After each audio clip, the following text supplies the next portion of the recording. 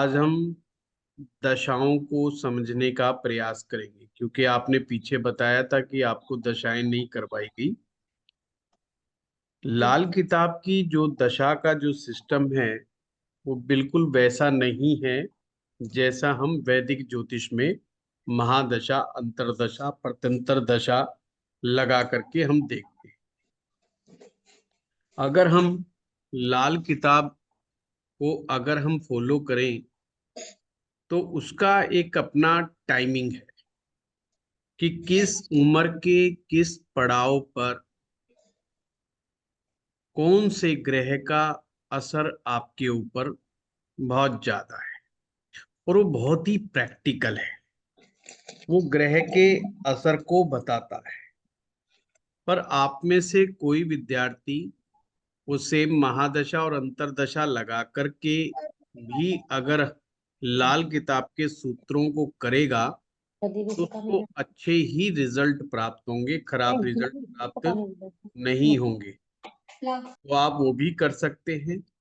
इसके लिए आप लोग नोट करें कि जब हम इस संसार में आते हैं तो हमारे पहले साल से लेकर के 6 साल की आयु तक, अब इसे पहला क्या कहें, इसे जीरो ही कहना चाहिए, मतलब पहले दिन से लेकर के 6 वर्ष की आयु तक शनि ग्रह का इफेक्ट रहता है।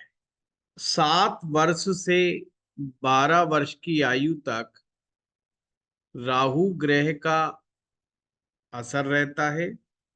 और 13 से 15 वर्ष की आयु में, ये मैंने केतु जब करवाया तो भी बताया था कि 13 से 15 वर्ष की आयु ऐसी है जिस पर केतु का सबसे ज्यादा प्रभाव पड़ता है।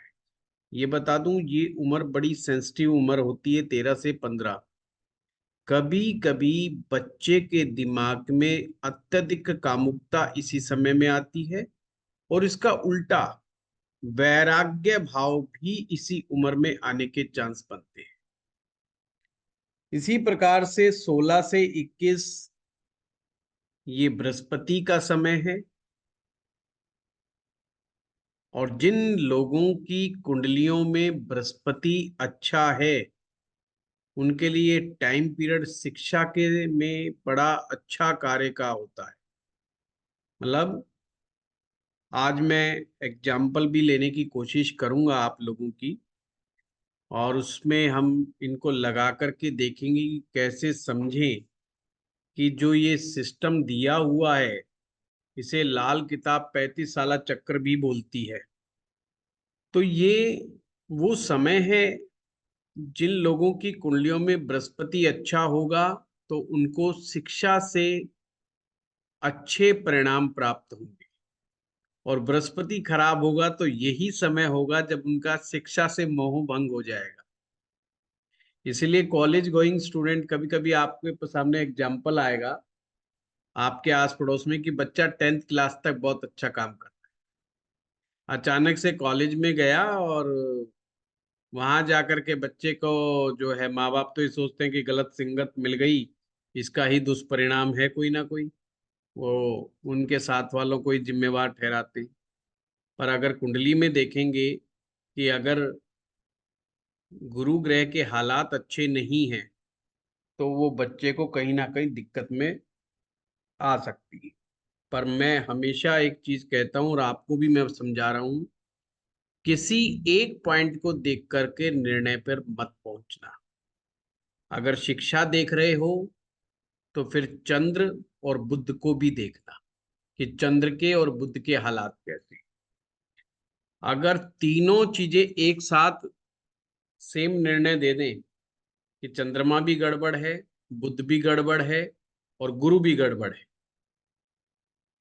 तो शिक्षा में बड़ा भारी व्यवधान आएगा। और ये भी हो सकता है कि उस बच्चे की जन्म पत्रिका में इन तीनों ग्रहों की स्थिति कुंडली में ठीक हो, और बच्चा अगर सही रिजल्ट नहीं दे पा रहा है तो आप उसका वर्षफल तुरंत बना लेना। ये आपको मैं बहुत गहरे सीक्रेट्स दे रहा हूं जो बड़े आराम से आप समझ पाएंगे, और उसके माध्यम से ही आप फलादेश के सूत्रों को पकड़ पाएंगे। तो आप वर्षफल बना लेना। उस वर्षफल में देखना इन 3 ग्रहों में से 1 या 2 ग्रहों की स्थिति खराब आपको मिलेगी ही मिलेगी। वो मध्य असर दे ही रहे होंगे वर्षफल में, और फिर उसके उपाय कर। अगर कुंडली के ग्रह ठीक हैं और वर्षफल के बिगड़े हुए, तो भगवान का शुक्रिया कहना, क्योंकि ये मैटर बहुत जल्दी उपायों से सॉर्ट आउट हो जाएगा। ज्योतिष में आप जानकर के हैरान होंगे, सबसे मुश्किल काम जो होता है वो उपाय करना। अब ये मुद्दा नहीं है कि उपाय मुश्किल होते हैं या हो नहीं पाते हैं या महंगे होते हैं। मैं एक आसान सी चीज बता रहा हूं कि मान लीजिए किसी आदमी को आपने कहा कि आप लगातार 45 दिन के लिए हनुमान चालीसा के पाठ करो, 7 पाठ डेली करो। पर उपायों का मनोविज्ञान ही ऐसा है, जैसे ही उपाय की बात आएगी, व्यक्ति के जो कार्मिक ग्रह हैं वो सुपर एक्टिवेट हो जाते हैं। वो कहते हैं रोको इसको, इसको रोको, ये ना कर पाए, ये कर लेगा तो फिर तो बच निकलेगा, हमारे चंगुल से बाहर निकल जाएगा।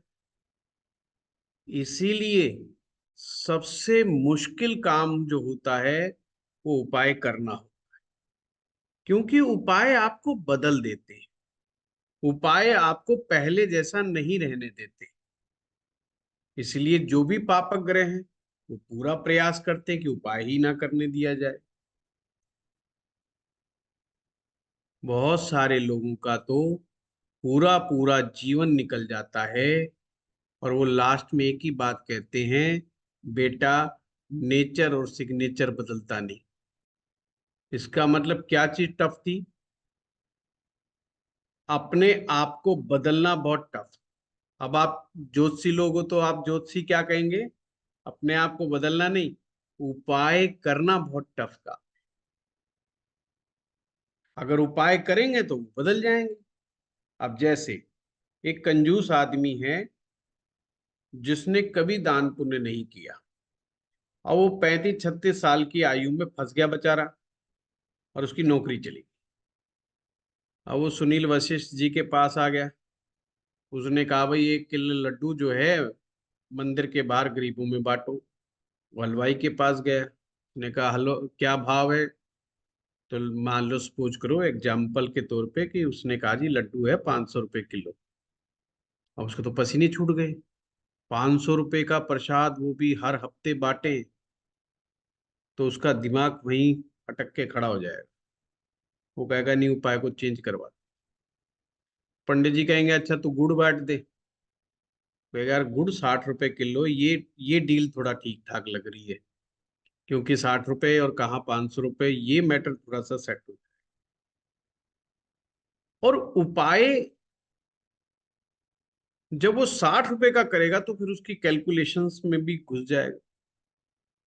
पर अगर वो व्यक्ति हिम्मत करके उस कार्य को करने में कामयाब हो गया, चाहे वो गुड़ बांटे, चाहे वो जलेबी बांटे, चाहे वो लड्डू बांटे, मुद्दा जलेबी का, गुड़ का और लड्डू का नहीं है। सबसे बड़ा है कि उसने देना नहीं सीखा। और देना नहीं सीखा तो ग्रह क्या चाहता है? पॉजिटिव ग्रह क्या चाहता है? कि देना सीखे। जब भी तो कोई उसको दूसरा भी देगा ना। नौकरी में किसी से ले रहा है, और वो लेने लेने का तो उसको पूरी विद्या आ गई, उसको जवानी से ही वो लेना लेना सीख गया। अब उसको देना नहीं आता। ये संसार वर्तुल है। वर्तुल का मतलब है गोल चक्र है। अगर आप कमाना चाहते हो तो इस वर्तुल को समझ लो। जिंदगी का कोई सॉल्यूशन चाहते हो तो इस वर्तुल को समझ लो। जिंदगी आपको वही लौटाएगी जो आप इस यूनिवर्स के लोगों के लिए आप उनको दोगे। जितना ज्यादा बड़ा आप देने की क्षमता रखोगे, उतना ही ज्यादा मल्टीप्लाई करके यूनिवर्स आपको लौटाएगा। जैसे अगर आपके पास परमात्मा ऐसी ताकत दे दे कि आप लोगों की समस्याओं का समाधान करने का सामर्थ्य आप में आ जाए, और जितना एक्यूरेटली, जितनी एक्यूरेसी के साथ, जितने सामर्थ्य के साथ, बड़े सामर्थ्य के साथ आपका ये हुनर होगा, उतना ही मल्टीप्लाई होकर के उसके पास धन आएगा, इज्जत आएगी, मान सम्मान आएगा, सब कुछ आएगा। और अगर आप किसी की जिंदगी की प्रॉब्लम का छोटा मोटा भी अगर हुनर जानते हो, मतलब छोटी मोटी समस्याएं भी सॉर्ट आउट कर देते हो, तो भी आपके पास धन काफी अच्छी मात्रा में आएगा। अब मुद्दा क्या है? मुद्दा है कि आपको लोगों की समस्याओं का समाधान आना चाहिए। जब आप लड्डू बांटें, बर्फी बांटें, आप कुछ लोगों की समस्या का साथ में समाधान भी कर रहे हैं। आप उनको एक वक्त का खाना दे रहे हो, उनका एक समय का पेट भर रहे हो। आप आपको कहा कि ये इतने लोगों को आप भोजन करवाएं, तो आप एक साथ इतने सारे लोगों की उस दिन की समस्या का समाधान कर रहे हो। समस्या समाधान होना चाहिए, चाहे वो किसी भी फॉर्म में हो, वो ही उपाय बन जाता है। और उसको आप कंटिन्यूटी करते चले जाते हैं, तो फिर ग्रह उस कर्म को नोटिस करता है। और अच्छे कर्म करोगे तो अच्छे कर्म एक ना एक दिन आपकी जिंदगी में बेहतरीन बदलाव पैदा कर ही देंगे, ये निश्चित मानना। और भगवान इतना कृपालु हैं कि ये जो मैं 35 साल चक्कर करा रहा हूं, इसमें एक स्पष्ट सूत्र है। क्या सूत्र है? मान लीजिए कोई ग्रह अपने समय में, अपने टाइम में अच्छा रिजल्ट नहीं दे रहा, यानी कि पहला चक्कर जो है 35 साल वाला, उसमें ग्रह ने बड़े पॉजिटिव रिजल्ट्स नहीं दिखाए, तो साफ निर्देश है कि अगले चक्कर में वो अच्छा रिजल्ट जरूर दिखाएगा, बशर्ते कि वो व्यक्ति उस ग्रह को अपने कर्मों से मद्दा ना कर दे। देखो ये टर्म्स एंड कंडीशन डाल दिए बस।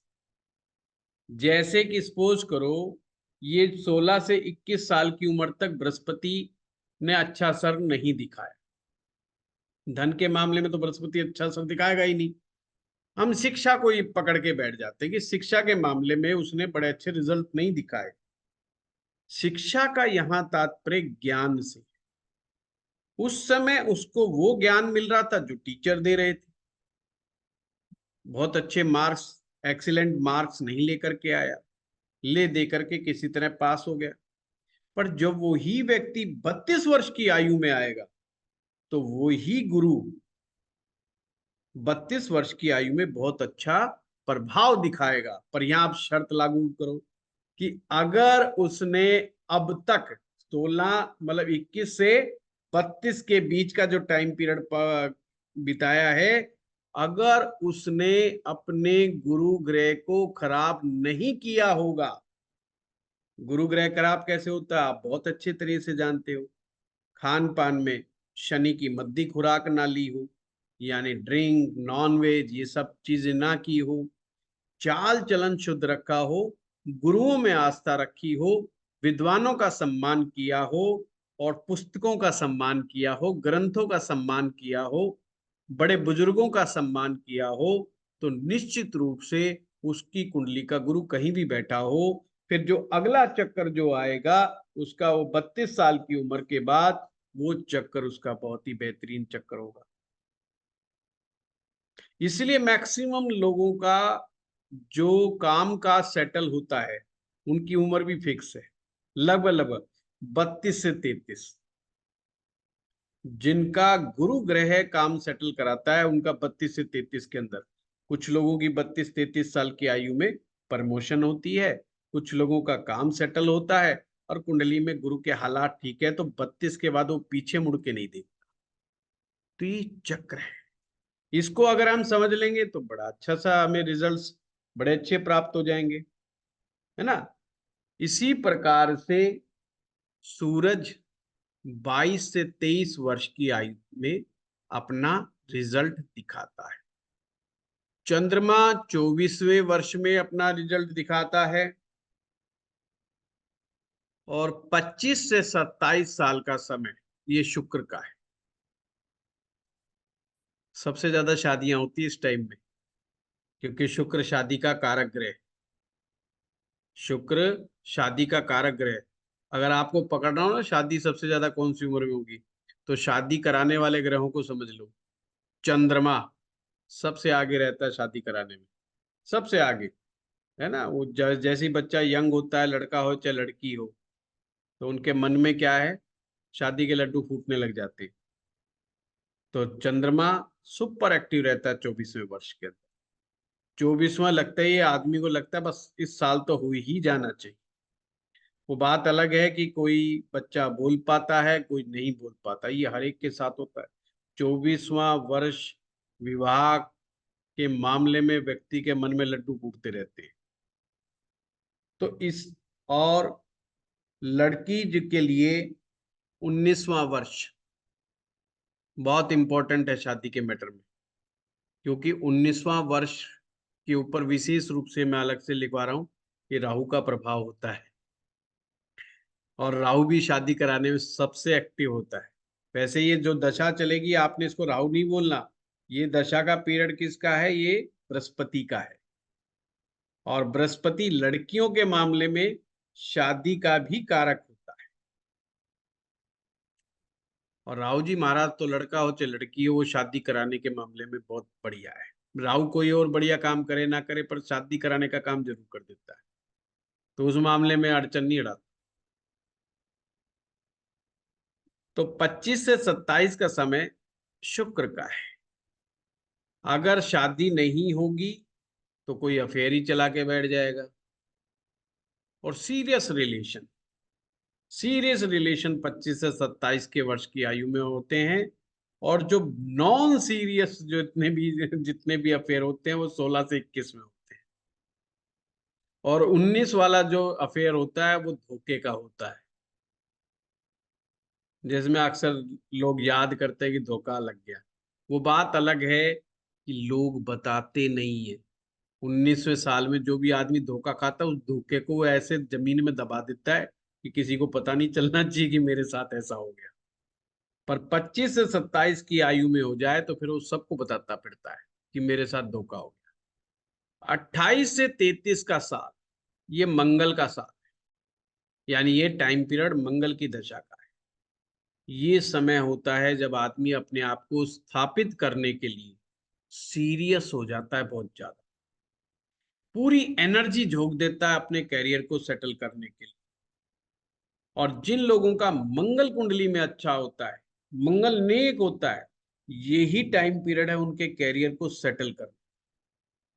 अगर आपके दिमाग में आ जाए, आप कुंडली में सिंपल देखना, मंगल नेक है, मंगल बढ़िया है, मंगल चुप है, उसको वो कह दे जी बताओ मैं कब सेटल होऊंगा। कोई नौजवान बच्चा है 24 साल का, 25 साल का, आप कह दो भाई तू 28 से इतने साल की उम्र के बीच में वेल सेटल हो जाएगा, तेरे को टेंशन लेने की जरूरत ही नहीं। आंख बंद करके भविष्यवाणी कर देना, आपका बिल्कुल सटीक जाएगी। 28वां जैसे ही होगा, बंदा सीरियस हो जाएगा और बहुत ईमानदारी से अपने कैरियर को सजाने और संवारने के कार्य में जुट जाएगा, चाहे उससे पहले वो कितनी ही उसने धींगा मस्ती करी हो।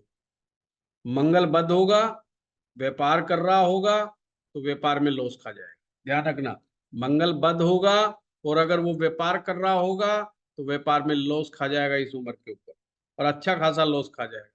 पर नौकरी में ये शर्त ना होगी, यानी कि अगर नौकरी कर रहा होगा, मंगल बेशक बद हो, बेशक उसको तरक्की ना मिले, बेशक उसको तरक्की ना मिले, पर नौकरी में ये शर्त नहीं। व्यापार में ये शर्त है कि वो फेल होने के चांसेस बहुत ज्यादा बढ़ जाते हैं। वैसे तो हर व्यक्ति की पर्सनल कुंडली एक अलग कहानी कहती है। अब इसमें भी एक ट्विस्ट है कि अगर मंगल बद के ऊपर गुरु की दृष्टि हो, गुरु का साथ मिल जाए, चंद्रमा का साथ मिल जाए, चंद्रमा मदद दे दे, सूरज मदद मिल जाए, सूरज की मदद मिल जाए, तो जो बात कही गई है वो गलत भी साबित हो सकती है। अर्थात मंगल बद वाले का भी ये समय बहुत अच्छा जा सकता है। तो हर केस अलग अलग होता है, इसलिए मैं अक्सर कहता हूं कि जनरलाइज रेमेडीज नहीं करनी चाहिए, अपनी कुंडली पर फोकस करना चाहिए। हम तो सूत्र सिखा रहे हैं इस पर्पस से कि आपने हजारों कुंडलियां आगे देखी, ताकि आपकी नींव मजबूत हो जाए। हमारा पर्पज क्लास में ये नहीं रहता कि आप अपनी कुंडली देखो। जब हम कहते हैं आप अपनी कुंडली देखो, वो तो जस्ट एक सिखाने का पर्पज होता है, क्योंकि क्लास में जो टॉपिक चलता है वो केवल एक ग्रह को लेके या एक कंसेप्ट को लेकर के चलता है, बल्कि आपकी कुंडली को लेकर के नहीं चल रहा कि केवल मैं आप इतने लोगों में से केवल एक व्यक्ति की कुंडली को मैं देख रहा हूं। वो मेरा माइंड नहीं है, किसी भी टीचर का नहीं रहता है। जो सूत्र होते हैं वो सभी के लिए होते हैं, तो उसमें ट्विस्ट आने के भी चांस है। कई लोग रिलेट करने लगते हैं, यार मेरे बारे में क्या बताया।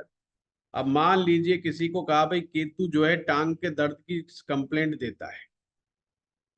अब एक बंदे ने कहा यार केतु तो मेरा भी चल रहा है, पर मेरे तो टांग में दर्द नहीं हो रहा। दूसरे ने कहा जी मेरा हो रहा है। अब क्या माने कि एक कह रहा है हो रहा है, एक कह रहा है नहीं हो रहा है। भाई बिल्कुल वो दोनों सही कह रहे हैं, गलत कोई नहीं कह रहा। हो सकता है उसके केतु को वहां पर मदद मिल रही है, दूसरे वाले को वहां से नहीं मदद मिल रही है। इसमें सिंपल, इसमें टेंशन में आने की जरूरत नहीं है। सूत्र गलत नहीं है, सूत्र के मर्म को समझने की आवश्यकता होती है। प्रेडिक्शन तो अपने आप ठीक होना शुरू हो जाएगी धीरे धीरे। भगवान की कृपा, गुरु का आशीर्वाद और आपकी मेहनत, ये तीन चीजें ऐसी होती हैं जो प्रेडिक्शन में सफलता देती है। बाकी मैथमेटिक्स से भैया प्रेडिक्शंस नहीं निकलती किसी की। और इस सब्जेक्ट को भी इन तीन चीजों से ही समझा जा सकता है। 28 से 33 वर्ष की आयु जो मंगल की है, और 34 से 35 साल ये बुध की आयु, इसे ही 35 साला चक्र कहा गया। ये बुध पर आकर के पूरा हो गया। अब 35 वर्ष के बाद नेक्स्ट साइकिल चालू हो जाती है। और नेक्स्ट साइकिल कहां से शुरू होगी? फिर से शनि से ही शुरू हो जाएगी। और फिर वो कब से होगी? 36वें वर्ष से। तो आपके दिमाग में होना चाहिए कि शनि की दूसरी साइकिल 36वें वर्ष से आरंभ होती है। अब इसका मतलब समझो भाई, 1 से 6 तक तो खैर कोई बच्चा क्या करेगा, सब माँ बाप के अधीन है बेचारा, कुछ नहीं करेंगे, तो उसको तो भूल जाओ। अगर कुंडली में शनि अच्छा बैठा है या बुरा बैठा है, ये 36वां वर्ष बड़ा इंपॉर्टेंट है उसके लिए। अब कुंडली में देखना है, अगर शनि बहुत बेहतरीन स्थिति में बैठा हुआ है तो उसको बचपन से ही हर तरह का मेटेरियलिस्टिक सुख मिलेगा। हर तरह का, अगर अच्छा है तो। पहली कंडीशन की अच्छा है, हर तरह का। उसका बचपन, उसकी जवानी, वो संघर्ष नहीं देखेगा। और 36वां जैसे ही आएगा, अब he will be the boss. क्योंकि शनि बहुत अच्छा है। बॉस का मतलब, हो सके वो जब तक कोई फैक्ट्री लगा चुका हो, वो फैक्ट्री को बहुत अच्छे से रन कर रहा होगा। वो अगर किसी टेक्निकल जॉब में होगा तो टेक्निकल जॉब में बड़े ऊंचे स्थान पर पहुंच चुका होगा। शनि से रिलेटेड कोई काम होगा तो उसमें बहुत बड़ा आदमी बन चुका होगा। तो 36वां वर्ष उसको ऊंचाई देने का, और भी ज्यादा ऊंचाई देने का काम करेगा। पर अगर शनि गड़बड़ है, बड़ा ध्यान से सुन, अगर शनि गड़बड़ है तो उसका बचपन, उसकी जवानी स्ट्रगल में निकलेगी। कब तक? 36 वर्ष की आयु तक उसको स्ट्रगल करना पड़ेगा। छोटी छोटी जॉब से शुरुआत होगी, बहुत धीरे धीरे बढ़ेगा। प्रमोशन के नाम पर जस्ट उसको पीनट्स मिलेंगे हमेशा, बाकी लोग उससे आगे निकल जाए। अब फिर समझना सूत्र को। अगर आपने 36 वर्ष की आयु तक शनि ग्रह को खराब नहीं किया, तो नेट 36वें वर्ष में बेशक शनि आपका गड़बड़ बैठा है कुंडली में, आपको पॉजिटिव असर देगा ही देगा। देखो परमात्मा कितना कृपालु है, कुंडली में शनि अच्छा नहीं बैठा, आपने डायग्नोज किया भाई कुंडली में तो शनि खराब बैठ गया, मान लो पहले भाव में ही बिठा देते कि शनि वहां नीच का हो, वो व्यक्ति भी 36वें वर्ष में बहुत अच्छा करने लग जाएगा, उसकी प्रमोशंस हो जाएगी, उसको पास पैसे की वृद्धि होने लग जाएगी, उसके बाद पैसे की बचत आनी शुरू हो जाएगी। इन सूत्रों को आप कोई भी अजमा करके देख लेना अपनी अपनी कुंडलियों में, आप पाएंगे जो ये 36 की उम्र निकाल चुके हैं वो अपने से रिलेट बड़े अच्छे से कर पाए। यानी कि शनि के खराब होने पर भी आपको शनि ग्रह दूसरी साइकिल में अच्छा असर पैदा कर देंगे। शर्त वही है, शनि को खराब नहीं होने देना। अब आपके दिमाग में होना चाहिए कि शनि किन चीजों को लाइक नहीं करता। शनि बिना मतलब की ईगो को लाइक नहीं करता। शनि जो है एक तरह से वो कहते हैं ईगो बस्टर है। शनि के पास भी अपना वो है कि अच्छा ज्यादा अहंकारी है, जब कुछ ज्यादा ही अहंकार आ गया तेरे अंदर, तेरी ईगो को मैं नष्ट कर दूं, तुझे मैं खत्म कर दूं। तो वो इतने बुरे हालात में भी पहुंचा देता है शनि भगवान कि उसको छठी का दूध याद आ जाता है। फिर उनके हालात बहुत खराब होते हैं, बुद्धि काम करना बंद कर जाती है, जो भी फैसले लेते हैं वो उल्टे ही होते हैं। बहुत सगे से सगा आदमी उनका साथ छोड़ के भाग जाता है। जब तक इंसान को ये समझ में ना आए कि भाई इस धरती में मैं अकेला आया था और अब अकेला ही जाना पड़ेगा, कोई सगा संबंधी नहीं है मेरा, और तू अकेला, प्योर डिटैचमेंट जब तक ना आ जाए, मिट्टी में ना मिल जाए, भगवान की शरण में ना पहुंच जाए हाथ जोड़ करके, सारा अहंकार ध्वस्त ना हो जाए, जब तक शनिदेव फिर उसको कुछ देते नहीं। तो ये सूत्र हमें समझना पड़ेगा कि शनि खराब होंगे जब हम गरीबों के ऊपर बिना मतलब का अत्याचार करेंगे, कमजोर लोगों को परेशान करेंगे, किसी को किसी की जाति के नाम से पुकारेंगे, ये भी बहुत गलत है, शनि भगवान को बिल्कुल पसंद है। कोई गरीब आदमी है और कमजोर जाति से बना हुआ है, अब भाई उसका क्या कसूर, एक बात बताओ, कोई आदमी किसी जाति में पैदा हो गया उसका क्या कसूर है? वो कोई ऊपर से चिट्ठी पत्री तो लिखवा के नहीं लाया था कि तुझे यादव बनना है जाके, या जाट बनना है, या पंडित बनना है, या बनिया बनना है, या सिंधी बनना है। अब उसको थोड़ी बेचारे को पता, वो आ गया सीधा सीधा है। अब कोई भी हो सकता है। हम कभी कभी यूट्यूब पे देखते हैं तो कई यूट्यूबर्स हैं बड़े बड़े अलग अलग कंट्रीज में जाते हैं, छोटी छोटी कई कंट्रीज हैं, अफ्रीकन कंट्रीज हैं, वो घूमते हैं। तो कई बार विचार आता है भाई अगले जन्म में वहां पहुंच गए तो क्या हाल होगा, इंडिया तो बेस्ट है? तो भाई ऐसे ही कोई आदमी किसी भी जाति में जा सकता है। तो किसी को जाति सूचक शब्द से परेशान करने के उद्देश्य से बिना मतलब बकवास करना शनि को खराब कर दो। ये आपने थोड़ी बनाया, ये जात पात आपकी वो थोड़ी है, उस बेचारे का कोई कसूर नहीं है, आप उसको किस बात पे क्रिटिसाइज कर। दूसरा, शनि जो है मेहनत कश इंसान को पसंद करता है, कंसिस्टेंसी ऑफ वर्क, इस सूत्र को समझ लो, शनि को ये बड़ी पसंद है। जो आदमी एक काम को पकड़ता है और फिर छोड़ देता है, काम पकड़ता है छोड़ देता है, समझ लो शनि भगवान बहुत नाराज है उससे। और शनि भगवान 36वें वर्ष में भी कुछ नहीं फायदा देने वाले, ये ध्यान रखना। शनि देव उनको कोई फायदा नहीं देंगे। अपने बच्चों को ये सूत्र सिखाओ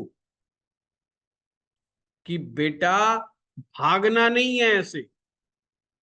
कई बच्चे बड़े पैम्पर्ड चाइल्ड होते हैं, फोन इंजीनियरिंग करके जाएंगे और कंपनी में 2-4 दिन का वातावरण देखेंगे, महीने बाद कहते हैं मेरा बाप बहुत कमाता है यार, I don't care this type of job, ये क्या है, इतने से पैसों के लिए क्या, इतने का तो हमारा नौकर आ जाता है, ये वो अगड़म सगड़म मारे, पापा आई एम कमिंग होम। वहीं पे रोको कि बेटा तू तो मेरे पास आ जाएगा, मैं तो बुला लूंगा तुझे, मेरा प्यार है तेरे प्रति, पर शनि भगवान तेरे को पकड़ लेंगे, फिर 36वें वर्ष में भी तू जो है अपना कैरियर को सेटल नहीं कर पाएगा। ये उन लोगों की मैं चीजें बता रहा हूं जो लोग बार बार कहते हैं हमारी नौकरियां हट जाती हैं, नौकरियां छूट जाती हैं, परेशानियां बहुत ज्यादा बढ़ जाती हैं। ये उनके कार्मिक संबंधों से ही ऐसा होता है, अपने कर्मों से ही सब कुछ ऐसा होता है। कर्मों से बात याद आई, हमारे एस्ट्रो पाठशाला में कर्मास के ऊपर बड़ा अच्छा कोर्स आने वाला है। श्री मनोज कुमार भंडारी जी उसको क्लासेस को लेंगे और कुछ दिन में वो कल या परसों तक वो उसकी डेट्स वगैरह सब अनाउंस हो जाएंगी। तो अगर किसी को कार्मिक चीजों को समझने के लिए वो ज्योतिष को सीखना हो तो उस कोर्स को जरूर आप लोग ज्वाइन कर सकते हैं। तो 36 से 41 साल की जो उम्र रहेगी ना, ये शनि का पीरियड रहे। इस पीरियड में किसी भी आदमी को चैन से नहीं बैठना चाहिए। इस पीरियड का बड़ा ख्याल रखना चाहिए। ये पीरियड में आप जितना सुबह दोपहर शाम जितनी मेहनत कर सकते हो मेहनत करो। ये टाइम है जो आपका बुढ़ापा डिसाइड कर देगा। 41वें वर्ष तक बुढ़ापा डिसाइड हो जाता है। ये समझ लो कि आप जिंदगी में बुढ़ापे में कैसे रहने वाले। आप आनंद से रहेंगे, पैसे के साथ रहेंगे या बिना पैसे रहेंगे, ये यही उम्र में ये शनि देव डिसाइड कर देते हैं। इसलिए शनि भगवान को वृद्धावस्था का कारक ग्रह कहा गया है। तो अपने बच्चों को आज का ये सूत्र जरूर सिखाइए। जो नौजवान बच्चे हैं उनको जरूर बताइए। अक्सर वो बेचारे गलती खा जाते और कर्म से भाग जाते और नहीं यार एंजॉय करेंगे, रिलैक्स करेंगे, दारू पिएंगे, पार्टियां करेंगे। भाई वो चीजें गड़बड़ हो जाती हैं, बर्बाद करती हैं। उनका इफेक्ट या तो उनके बच्चों पर आएगा, या उनके रिलेशनशिप के ऊपर आएगा, या उनकी हेल्थ पे आएगा। तीन जगह। जरूरी नहीं है कि आपका है ना इफेक्ट केवल पैसे पर आए। मान लीजिए कोई व्यक्ति 36 से 41 की वर्ष की आयु में खूब एंजॉय कर रहा है, दारू पी रहा है, चाल चलन खराब रख रहा है, सारे उल्टे सीधे काम कर रहा है, तो जरूरी नहीं कि उसका पैसा ही डूबेगा। ऐसा जरूरी नहीं है। हो सकता है उसका साइड इफेक्ट शनि भगवान उसको खुद के रिलेशनशिप के में गड़बड़ी करके कर दे, उसकी हेल्थ को खराब कर सकते हैं, उसके बच्चों के ऊपर बच्चों की हेल्थ को भी खराब कर सकते। ये समझ लीजिए। तो कर्मा कहां से होकर के निकलेगा आम आदमी नहीं समझा सकता, पर हाँ कुंडली में उसका अंदाजा भर लगाया जा सकता है। तो उन्हें समझाइए कि बेटा ये गलती नहीं करनी है, सुबह जल्दी उठना है, रात तक काम करना है। और वही टाइम है जब ना आप 12 घंटे सोचो ना 14 घंटे सोचो। जितना कर्म हो जाए इस उम्र में, जितनी भाग दौड़ कर सकते हो कर लो। और फिर समय आएगा 42 से 47 का, वो राहु का समय है। अब रिलैक्स करने का समय। अब रिलैक्स करने का समय आ गया और क्या चलाने का टाइम शुरू हो गया? दिमाग। राहु क्या है? आपकी गर्दन से ऊपर का हिस्सा राहु है। बस इसी का इस्तेमाल करो। और कोई 42 के बाद भी ना हाथ पैर का इस्तेमाल कर रहा है ना, फिर मामला गरीबी का है। फिर बस वो पेट पाल रहा है। तो सभी के लिए अगर जिसने अमीर बनना है, करोड़पति बनना है तो 42 से आते ही गर्दन से ऊपर के हिस्से का इस्तेमाल करना है, नीचे का बिल्कुल नहीं करना। हम्म। यानी कि ये समय है दूसरों से काम करवाने का। और अगर इस उम्र तक आते आते कोई व्यक्ति ये कला नहीं सीख पाया कि दूसरों से काम कैसे करवाया जाता है, दिमाग से कैसे अपना जीवन चलाया जा सकता है। आप कहेंगे दिमाग से तो हम शुरू से ही चल रहे हैं जी, दिमाग से। वो दिमाग से दिमाग नहीं चलना। कहने का मतलब आपकी भाषा में कहूं तो स्मार्ट वर्क।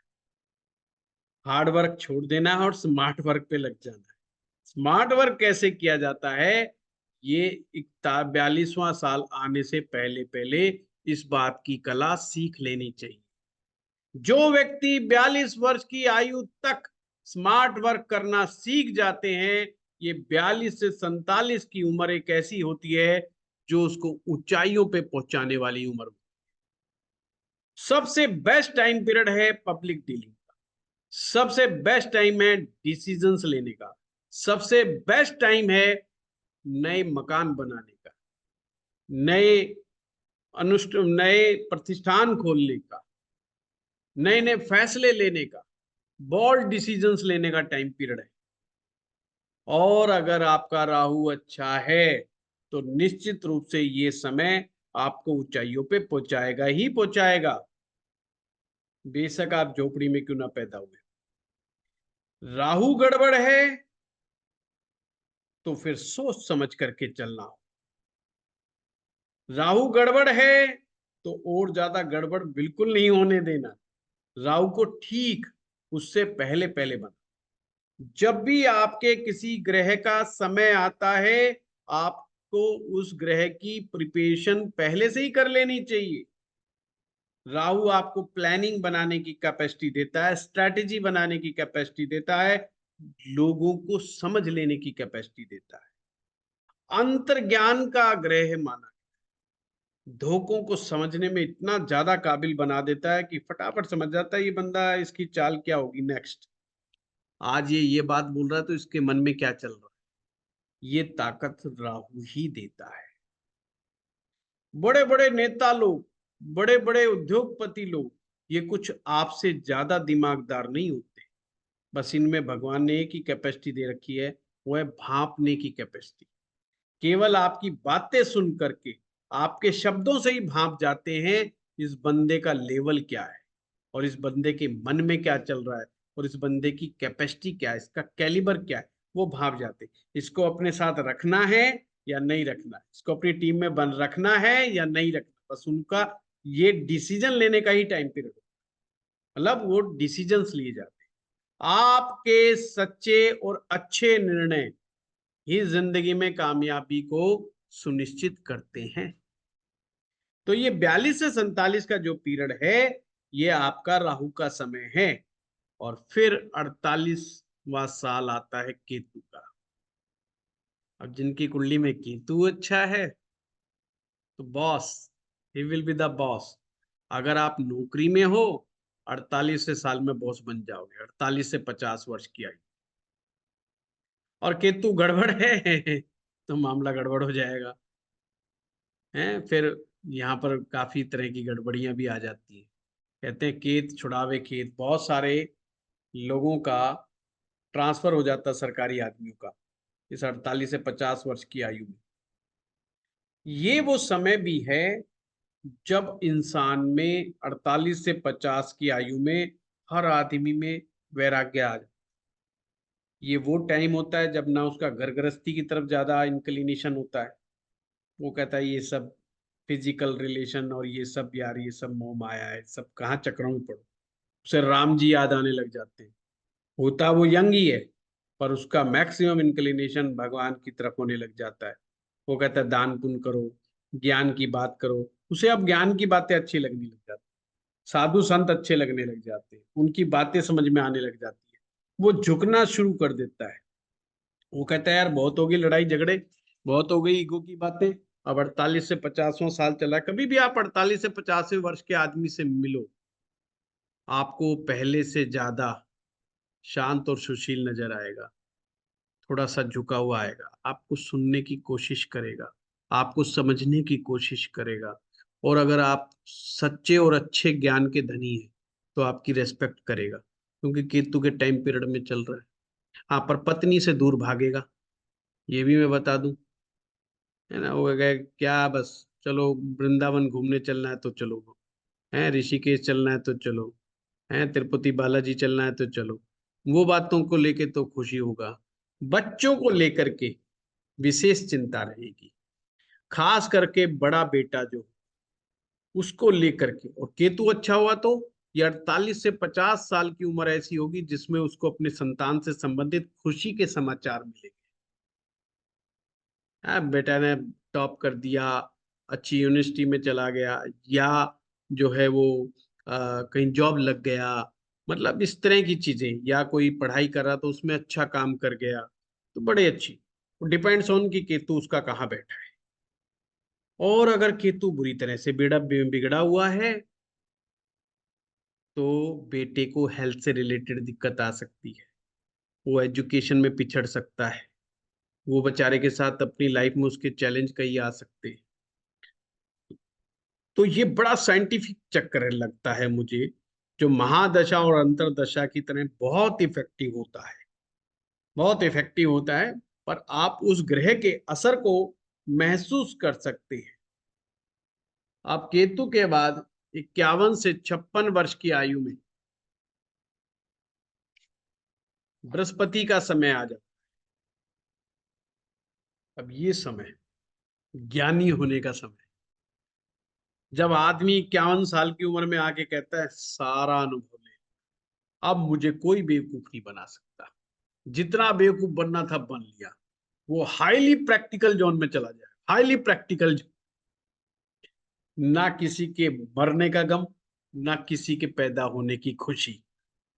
अब उसे बिल्कुल ऐसा ज्ञान प्राप्त होगा जब ब्रह्म ज्ञान। अरे ये तो आना जाना लगा रहता है, अब अपने को भी जाना है एक दिन, बस अपन भी चल देंगे एक दिन। है अब मैं फलाने बच्चे के साथ ये करूं, प्लानिंग ये वो, प्रैक्टिकल। नहीं नहीं, ये वाला बच्चा तो मेरा डफर है, ये बच्चा कुछ कर जाएगा। अब उसका प्रेम वाला मैटर खत्म। अब जो प्रैक्टिकल में जो चीज उसको समझ में आ रही है, वो ही समझ में आ रही है उसको। वो अच्छे को अच्छा और बुरे को बुरा मानने लग जाएगा, बेशक बोले ना, पर मानने लग जाएगा।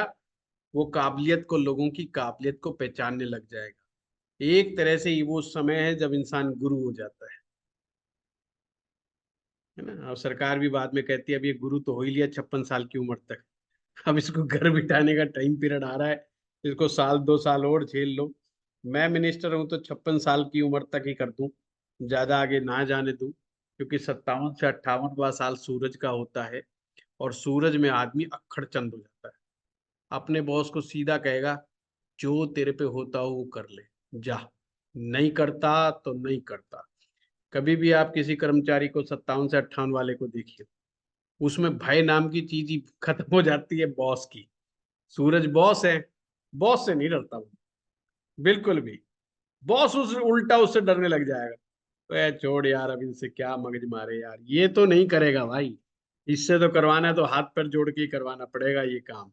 अब कंपनी जब तक चलाएगी चलाएगी। या सरकार में कहने लग जाते हैं लोग, अरे यार बस अब ये रिटायर होने वाला है, साल 2 साल की और बात है, थोड़ा सा झेल लो इसको, इसको झेल लो। बेशक वो चपरासी ही क्यों ना हो, अपने बॉस की नहीं सुनेगा इस उम्र में। 57 से 58 साल की ये एक उम्र होती है। और फिर उम्र आ जाती है चंद्रमा की, और हाईली इमोशनल जोन में चला जाता है। और रिटायर होने के बाद तो अच्छे अच्छे इमोशनल हो जाते हैं, जब उन्हें लगता है अरे तेरी तो कोई औकात ही नहीं बची। मोहल्ले वालों ने भी नमस्ते मारना छोड़ दिया है। हमारे यहाँ पर एक जज साहब है, तो सुबह सुबह जब पार्क में घूमते हैं, तो वो एक हमेशा एक बात कहना नहीं भूलते कि जब हम कोर्ट में एंट्री करते हैं तो सारे खड़े हो जाते हैं। और यहाँ भाई पार्क में कोई नमस्ते कर ले, किसी का मन करे तो कर ले, नहीं तो नहीं भी करता है। तो उस समय मैं सोचता हूँ कि ईगो का क्या हाल होता होगा, इमोशनल डेंट अच्छो अच्छो को हो जाए कि कहाँ तो जहां से निकल रहे हैं, जहां से गुजर रहे हैं, वहीं से लोग सैल्यूट मार रहे हैं उनको। हैं पुलिस वाले भी साथ खड़े हुए हैं वकील भी सलूट मारते चल रहे हैं, जी सर जी सर जी सर, हर जगह जी सर हो रही है।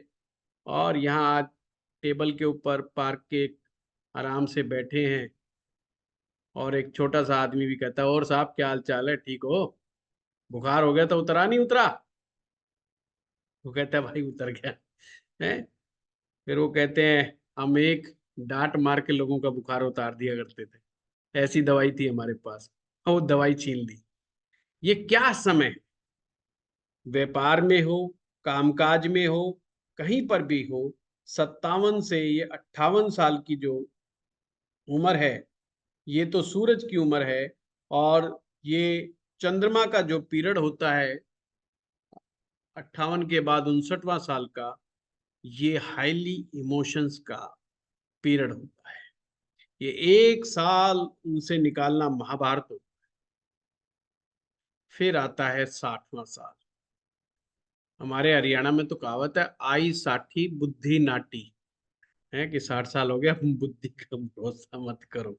पर ऐसा नहीं है। क्या ये प्रैक्टिकल है? नहीं, बिल्कुल नहीं। 60 से 62 साल की उम्र का वो दौर होता है, ये शुक्र का पीरियड होता है।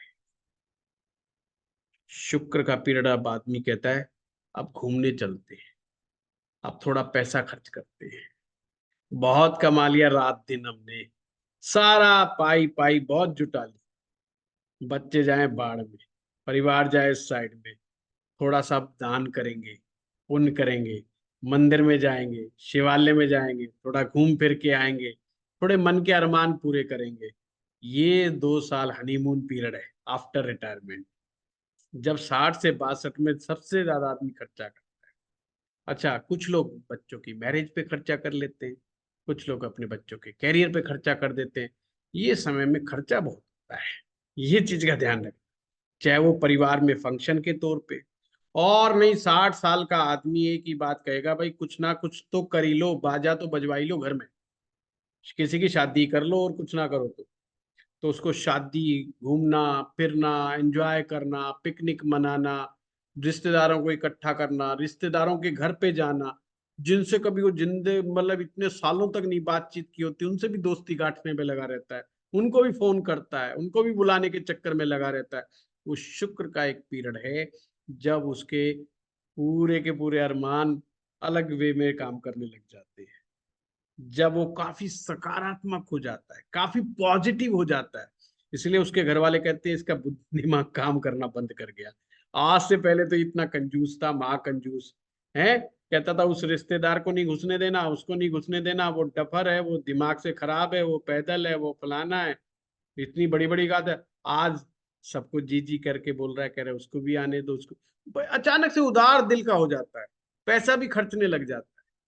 तो सारे कहेंगे ना पागल हो गया, अभी तक तो कंजूस था, अभी अचानक से पैसा भी खर्च रहा है। तो ये सब चीजें आपके क्यों हो रही हैं आपके साथ जीवन में, ये जब पता चलेगा। 63 से 68वां साल ये मंगल का पीरियड है, जब आदमी बहुत जिद्दी हो जाता है। चाय पीनी है तो चाय ही पीनी है, घी नहीं देना तो घी नहीं लगाना, मेरी रोटी पर घी क्यों लगाया, वो इस बात पे लड़ाई लड़ सकता है। मुझे आज खिचड़ी चाहिए तो खिचड़ी ही चाहिए। वो समय होता है जब आदमी सब पूरे परिवार को एक टांग पे नचाना शुरू करता है और अपनी जिद मनवाना शुरू करता है। बच्चा मेरी नहीं सुन रहा, pack your bags and get out from my house, है रहना तो रहो नहीं तो भाग जाओ यहाँ से। है, जब मंगल की ताकत और उसमें मंगल की प्रधानता, वो आखिरी फाइट कर रहा होता तो कहता है, देखा जाएगा जो सारा होगा। इस उम्र के आदमी से जो भी कुछ हो कहेगा देखा जाएगा जो होगा, अब नहीं परवाह करनी, बहुत डर डर के जी लिया, अब नहीं डरना हमने किसी से। है वो हाईली डिसीज है। तो अगर किसी के पिताजी इस उम्र में चल रहे हो तो पिताजी से सावधान, नहीं तो गाना गाते फिरोगे पिताजी हानिकारक है तो हानि को पहुंचा सकते हैं, क्योंकि वो मंगल के पीरियड में चल रहे हैं। देखो ज्योतिष कितना प्रैक्टिकल ज्ञान आपको देता है ना, ज्योतिष में आनंद यहीं पर ही आता है, प्रैक्टिकल नॉलेज आपको पता चलती है कि किस तरह से, किस उम्र में कौन आदमी क्या व्यवहार कर सकता। मंगल इसी पीरियड में लोग अक्सर बड़ा मकान बनाने के चक्कर में लगे रहते हैं। यही उम्र होती है जब सबसे ज्यादा मकान बनते हैं इंसान के। बड़ा मकान बनाने के चक्कर में ईंट पीट रख करके मकान जो बनाने का कार्य इस उम्र में होता है, या वो कोई मकान खरीदता है। 63 से 68 साल की उम्र में उनका ये चीज जरूर काम करने के चांसेस बनते हैं। फिर भी अन्य संयोगों को जरूर देखना। है फिर से आपसे रिक्वेस्ट करूंगा, जो मैं कह रहा हूं जरूरी नहीं कि वो बिल्कुल हुबहू वैसे हो, पर उसके साथ आप कुंडली में चौथा भाव भी देखें, चौथे भाव से मकान देखा जाता है, फिर चंद्रमा भी देखें, और फिर मंगल और चंद्र दोनों को वर्षफल में भी देखें, और शनि बना बनाया मकान देता है तो शनि का हालात देखें। अगर आप ईंट पर ईंट रख करके मकान बनाना चाहते हो तो चंद्र मंगल को देखें, और अगर आप बना बनाया खरीदना चाहते हो तो चंद्र मंगल और शनि को देखें। अगर ये 3 ग्रह अच्छे हैं तो मकान इस उम्र में बनाएगा ही बनाएगा। दूसरी बात, ये मैं सब पॉजिटिव बात बता रहा हूं, अगर मंगल खराब है ये समय मंगल की बीमारियों का होगा। अगर गुरु का पीरियड खराब था तो वो समय गुरु से संबंधित बीमारियों का होगा। सूरज के समय में सूरज की बीमारियों का समय होगा। चंद्रमा के समय में चंद्रमा की बीमारियों का टाइम पीरियड होगा। जो ग्रह जो बीमारियां देते हैं उन बीमारियों का समय होगा। वो आपकी कुंडली डिसाइड करेगी कि उसकी ये दशा उसको क्या असर देगी, नेगेटिव असर देगी या पॉजिटिव असर देगी। तो जिन लोगों का मंगल स्ट्रांग होता है वो 63 से 68 साल की उम्र में आपको अचानक से एक्सरसाइज करना शुरू कर देंगे, योगा करना शुरू कर देंगे, भागना शुरू कर देंगे, दौड़ना शुरू कर देंगे। अचानक से जोश आ जाएगा उनके अंदर, पूरी एक्सरसाइज, खुराक पर बड़ा ध्यान देंगे, बिल्कुल पर्टिकुलर हो जाएंगे खाना खाने के मामले। आज ये खाना है तो मीन्स ये खाना है और कुछ नहीं खाना मैंने। तो उनका जो है मंगल वाला हिसाब किताब चल जाए। पर मंगल खराब है तो मंगल से संबंधित बीमारियां, पेट बुरी तरह खराब रहेगा, डाइजेशन सिस्टम जवाब देता रहेगा, कॉन्स्टिपेशन बुरी तरह तंग कर लेगा, सारी दवाइयां गोलियां जमा जमा के थक जाएंगे। डॉक्टर भी थक जाएगा, डॉक्टर शक्ल देखते ऐसा करेगा, अरे यार ये फिर आ गया, फिर कहेगा डॉक्टर साहब कॉन्स्टिपेशन है, नहीं ठीक हो रहा, सारे चूर्ण खा लिए, और एक्चुअल में डॉक्टर के पास कोई दवाई बची ही नहीं, वो सारे एक्सपेरिमेंट कर चुका होगा। तो वो कॉन्स्टिपेशन की समस्या रहेगी। रोज सुबह पहले उसने बेचारा पेट पकड़ के ही पेट घुमाता फिरता रहेगा कि यार किस तरह बस हो जाए किसी तरीके से बस, और होने के बाद कहेगा बस बस अब आनंद की बात। तो ये सब चीजें आप घटते हुए आराम से लोगों के बीच में देख सकते हो। 69 से 70 मरकरी का पीरियड रहता है, बुध का पीरियड रहता है, और 71 से 76 फिर शनि का तीसरा चक्कर आ जाएगा। अब ये आप समझना, पहले 35वां साल फर्स्ट साइकिल, फिर सेकंड साइकिल है 70 तक, और फिर अगला 35 साल फिर अगला साइकिल चलेगा, 35 अगले नेक्स्ट। तो 70 से लेकर के, सॉरी 71 से लेकर के 76 तक ये पीरियड फिर शनि का है। शनि का वर्षफल, शनि इन सालों में शनि जरूर देखना। मैं ये चीज इसलिए भी बता रहा हूं, ये वर्षफल में भी काम आएगी। वर्षफल बनाओ तो उस समय ये देखो आप उम्र के किस दौर में चल रहे हैं। जो उम्र के दौर का ग्रह होगा उसको वर्षफल में विशेष रूप से देखना है। आप कुंडली में तो देखेंगे ही देखेंगे, उसका विश्लेषण तो करेंगे ही करेंगे, आपने वर्षफल में भी देखना है। और वर्षफल में वो ग्रह की स्थिति बहुत इंपॉर्टेंट रोल अदा करेगी, हारी बीमारी सब चीजों को डिसाइड करेगी। और शनि अगर ऐसे में 71 से 76 में वर्षफल में खराब आ रहा है, तुरंत उपाय करें, नहीं तो वात रोग परेशान करे, वायु के रोग। वात रोग होते हैं हाथ पांव में दर्द होना, गैस की प्रॉब्लम बनना, रात को नींद ना आना, बुद्धि बार बार घूमते रहना, दिमाग में बार बार कुछ ना कुछ डिसीजन आते रहना जाते रहना है, बड़ा इमोशनली बड़ा चिड़चिड़ापन होना है, कभी किसी बच्चे पे गुस्सा आना, कभी किसी बच्चे पे गुस्सा आना, रिग्रेट में चले जाना, मैंने इस बच्चे के लिए इतना कुछ किया, इस दूसरे पट्टे ने कुछ नहीं किया मेरे लिए, बड़ा निकारा निकल गया, बड़ा निकम्मा निकल गया, मेरी इज्जत नहीं कर रहा है, ये है वो है, सब दुनिया बेकार है, सब दुनिया स्वार्थी है, बस वही सब बातें, दुनिया बड़ी स्वार्थ की है, किसी पे विश्वास नहीं करना चाहिए, यही बातें उनके दिमाग में आती रहती हैं ये टाइम पीरियड के अंदर। एक्चुअली वो शनि का असर होता है, तो उससे ना घबराएं। इस पीरियड में शनि भगवान जो है, जो लोग नाम जाप करते हैं उनको कुछ नहीं किया, अच्छा बड़ा अच्छा पीरियड निकल जाता है। तो आप जो ग्रह की दशा चल रही हो उस ग्रह से रिलेटेड उपाय शुरू कर देने चाहिए। 77 से 82 ये राहु का समय, ये महावात का समय है। इस समय पैरालिसिस होने का खतरा बहुत ज्यादा हो जाता है, हमारी नस नाड़ियां कमजोर होने का खतरा बहुत ज्यादा हो जाता है, मति भ्रम की शिकायत, डिमेंशिया, मेमोरी लॉस, पार्किंसंस, क्योंकि राहु का समय, ये राहु से संबंधित बीमारियां, कंफ्यूजन रहना, अक्सर किसी का नाम भूल जाना, शक्ल तो याद आ जाएगी कि हाँ ये शक्ल है, हाँ ये फलाना है, पर नाम याद नहीं आ रहा। जैसे जैसे उम्र बढ़ती चली जाती है परमात्मा आपको एहसास कराता है कि अंतिम सत्य राम का नाम ही।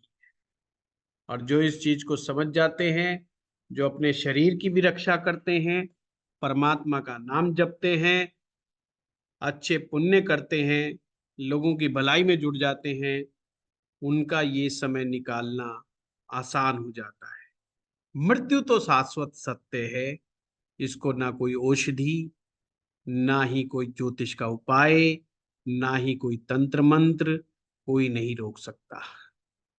वो कारमास के हिसाब से वो तो होना सुनिश्चित ही है। ये हम जितना जल्दी समझ जाएं उतना ही ठीक है। मकान तो ऐसे बनवाते हैं कि जैसे अपन ही 100-200 साल राज करने वाले हैं।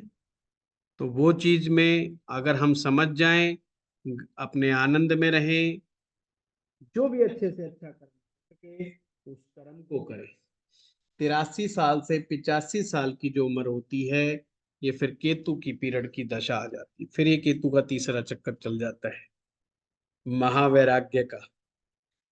केतु महावैराग्य दे देता है, आदमी का रिश्ते नाते में कोई दिलचस्पी विशेष बचती नहीं है। 86 से 91 बृहस्पति का समय होता है। कोई घर में आपका 86 से 91 साल की उम्र का कोई बुजुर्ग बैठा है, तो it's mean you are so lucky. उसका आशीर्वाद लो, उसको नॉलेज हो या ना हो। आप चाहे शेयर मार्केट का काम करते हो, उसको जाकर के बताओ। बेशक उसको ये नहीं पता शेयर मार्केट होती क्या है, पर उसको कहो, उसको समझाओ, उससे बातें करो। आप देखना, वो जो बात कुछ ना कुछ ऐसी बता देगा, वो साक्षात गुरु है आपके घर का, ये समझ लो। साक्षात गुरु। कहीं बाहर जाकर के किसी गुरु को पूजने की आवश्यकता ही नहीं। कोई अगर इतना बड़ा बुजुर्ग आपके घर के अंदर बैठा हुआ है, तो 86 से 91 साल का, वो साक्षात आपके घर का बृहस्पति है। उसकी सेवा जितनी हो सके करो, और उसको बच्चों की सेवा कर, बच्चों की तरह उसकी सेवा करो। जैसे एक बच्चे को आप हमेशा माफ करने को तैयार रहते हैं, वो कोई भी गलती कर दे। जो 2-3 साल का बच्चा होता है ना, आप हर एक कोई कुछ भी कह दे, कोई वहीं से कूद जाए, कोई सामान गिरा दे, आप उसको हमेशा माफ करते हो। ऐसे ही इस उम्र में बुजुर्ग की हालत को समझ करके जो स्त्री या पुरुष उनकी सेवा करते हैं, उस स्त्री और पुरुष को उतना ही लाभ मिलता है जितना एक आध्यात्मिक गुरु की सेवा करने का लाभ मिलता है। सेम लाभ लिखा है, ये समझ लो। सेम लाभ मिलता है उनको।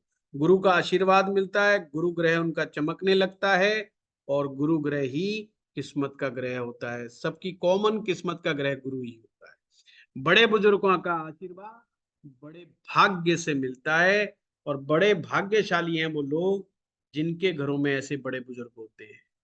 और बड़े ही दुर्भाग्यशाली हैं वो लोग जिनके घरों में ऐसी उम्र के बड़े बुजुर्गों का अपमान होता है।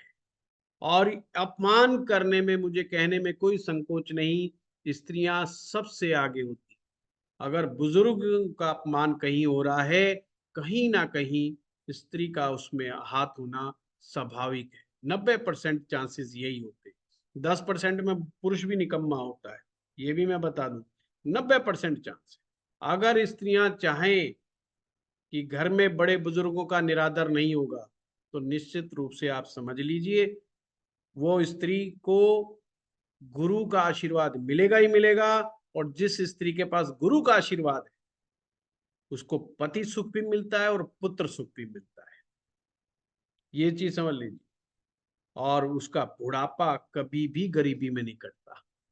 वो ये कितना प्यारा सूत्र लाल किताब ने दिया है। वो बात अलग है कि बस हजम करना मुश्किल हो जाता है कई बार, कि साहब कुछ भी हो जाए, इसकी सेवा तो हम नहीं करेंगे, तुम जाना तुम्हारा काम। उस चीज में नहीं, क्योंकि सास ससुर होते हैं, तो मैं तो कहूंगा कि वे साक्षात बृहस्पति समझ करके उनकी सेवा करो, वही ठीक है। 92 से 93 साल सूर्य की उम्र होती है। और फिर 94 वाला साल, 94 ईयर्स का साल जो होता है, वो चंद्रमा का साल है।